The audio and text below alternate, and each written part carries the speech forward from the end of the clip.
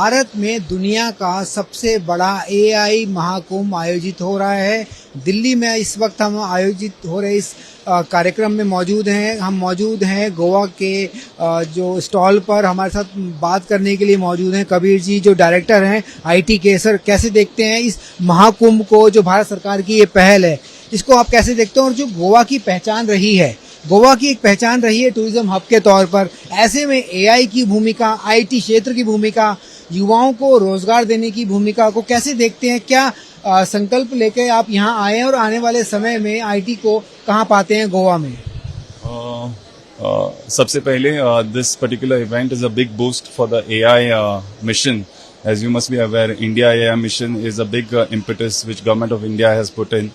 So on similar lines, Goa ने भी अपना एक गोवा AI मिशन 2027 लॉन्च किया है. इसके अंदर ऑब्जेक्टिव्स लेट डाउन किए गए हैं. इसके अंदर हम we are planning to have a task force for the state which will drive the AI mission for the state. We are also planning to have a center of excellence, मतलब जो innovation रहेगा, research रहेगा AI में, उसको करने के लिए एक dedicated center of excellence रहेगा हमारा. Recently, just 2 days back, we have also launched a AI chatbot for the state. मतलब जो भी government services है, citizen services है, वो अब चैटबॉट पर हम अवेलेबल करने वाले हैं सिटीजन्स को. सो जो गवर्नेंस जैसे आप बोलते हैं, it would be made available to the citizens 24/7 through AI. मतलब जो भी डिफिकल्टीज रहती है सिटीजन्स को when they are interacting with technology, so AI chatbot kind of thing will assist the citizens in what kind of help they need, what kind of checklist is required. So वो हमने recently launch किया है. इसके अलावा we are also planning to have a task force, as I said, जो which मतलब academia हो गया, इंडस्ट्री हो गया, गवर्नमेंट हो गया, इन सब को लेके हम एक टास्क फोर्स बना रहे हैं जो ड्राइव करेगा इस AI मिशन को. AI is here to stay, and this particular summit which you are seeing here, you can see all the prowess of AI.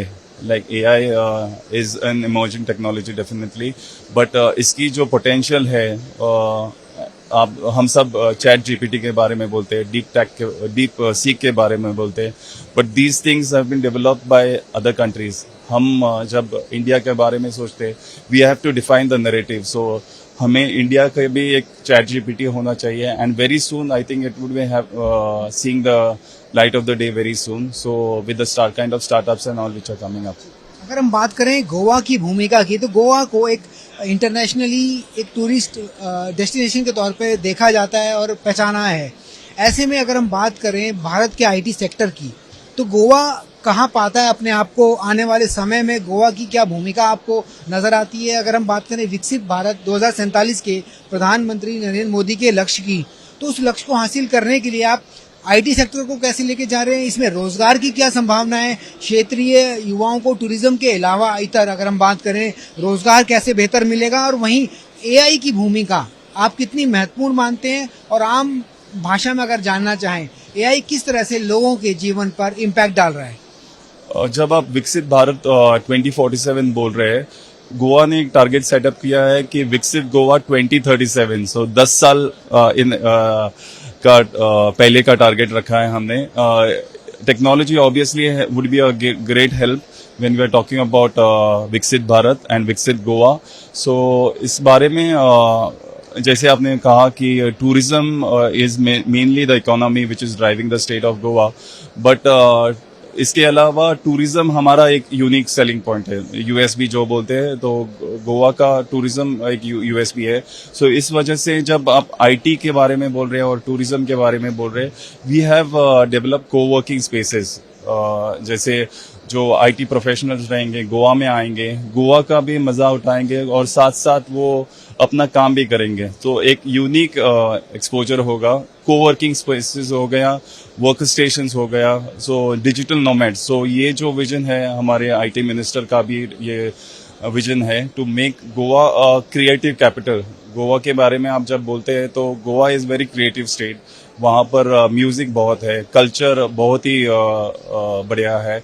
So this culture has to be twined with the technology and the IT sector also. So we are going on those lines. We are, although Goa is a small state, you don't have the kind of, there is obviously a space constraint. So you cannot think of like big big companies like what you see in Telangana or Bangalore. You don't have that kind of space in Goa. But what we are trying to compensate is to develop these co-working spaces where IT companies can come, work there, also have a leisure, have a good time in Goa, and develop the IT ecosystem in the state. संसद TV से आपने बात की और गोवा के इस mission के बारे में, विजन के बारे में बताया। मेरा सवाल ये, जो ये आईटी महाकुंभ, ये एआई महाकुंभ लगा है दिल्ली में, भारत सरकार की भूमिका की बात करें, प्रधानमंत्री नरेंद्र मोदी की बात करें, तो इस विजन को लेके वो आए, इसको कितना मुश्किल था इस मंच पे लाना, और क्या अचीवमेंट्स आपको लगती हैं इस मंच के माध्यम से आपको मिलने वाली हैं, बाकी स्टॉल्स के माध्यम से लोगों से अंतर्राष्ट्रीय स्तर पर आप लोगों की बातचीत होंगी, उससे किस तरह का आपको लग रहा है कि इम्पैक्ट पड़ने वाला है इस समिट का?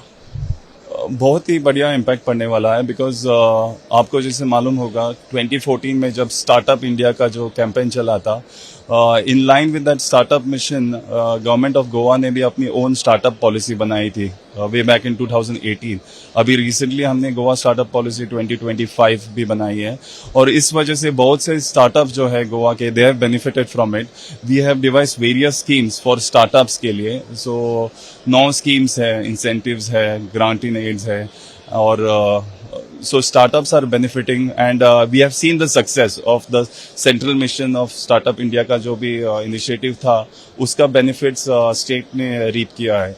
So similarly AI mission अभी जो launch किया है at the central level, Goa is following in the footstep of the government of India. So definitely AI is here to stay, as I said, and we are following the guidelines of MITI and India AI. Obviously there is lots of fund which has been pumped in for the India AI mission and as I said, like center of excellence हो गया, फिर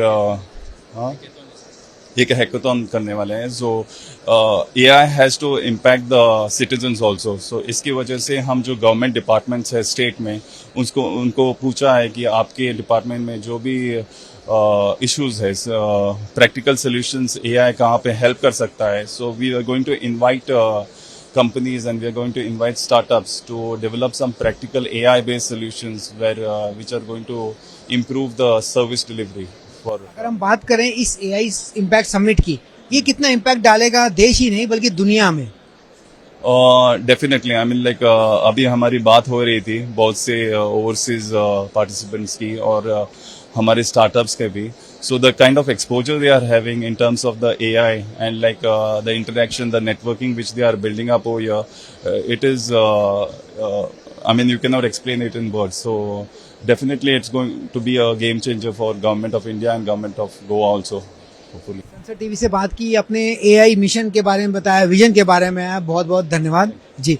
तो जिस तरह से हमने देखा कि इस एआई इम्पैक्ट समिट के माध्यम से सभी राज्य अपने अपने दृष्टिकोण को इस प्लेटफॉर्म पर दिखा रहे हैं और गोवा भी अपने एआई मिशन के साथ आगे बढ़ रहा है। संसद टीवी के लिए सुरेंद्र कुमार।